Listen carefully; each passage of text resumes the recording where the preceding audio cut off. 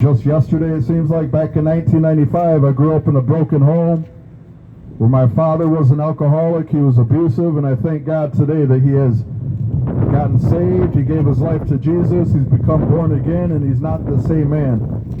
And that's exactly what Jesus Christ will do.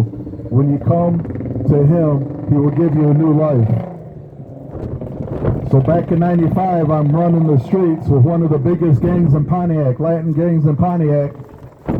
And in and out of jail, drinking, fighting, robbing people, thinking that I could get away with all this stuff and trying to find love and hope in all the wrong places. But I tell you what, there is no hope without Jesus Christ. We are hopeless, we are sin-bound, we are wretched. So anyways, in and out of jail,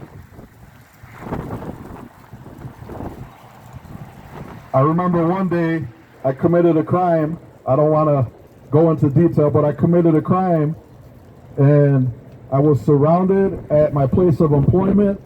I got out of the car. There was Oakland County Sheriffs, Pontiac Police, back when we had Pontiac Police, Waterford Police, State Police. They surrounded me, asked my name, told me to put my hands behind my back, and there I was, off to the county jail for a crime that I was facing multiple years in prison, possibly life, because this crime that I committed left this man, he was left for dead.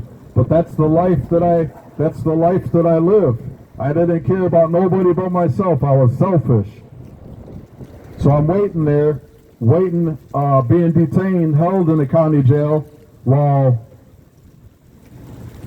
the state was waiting to see if this guy will live or pass. So I was facing life in prison. But I thank God that he preserved this young man's life. And in doing so, yes, I went to prison. I did 5 years. Instead of doing 20, 25 years in prison, God set me away and put me away just so I can rest and find him. And I thank God for that. I thank God for my prison experience, because in that, brothers in the faith, who would have thought that there would be Christians in prison? God sends Christians wherever he wants to send them. But this guy, I thank God for him. He would come around every single day. He would be having Bible study, knocking on my door. Hey, brother, we're having Bible study. And I would say, man, get away from me, man. I don't want none of this. But deep down inside, I had that God-sized hole in my heart, man. And nothing could satisfy and replace what God could give me. And this brother, finally, I just caved in, man, just looking at my life. And I said, you know what? I need something different in my life. Because if I was to get released from prison right now, I would be worse than the guy that when I went in. And I thank God for them brothers that were in there. I couldn't run from God. God was pursuing me, chasing me down. Even when I would be having my alone time, without God, I would be walking around the back 40 in the prison yard.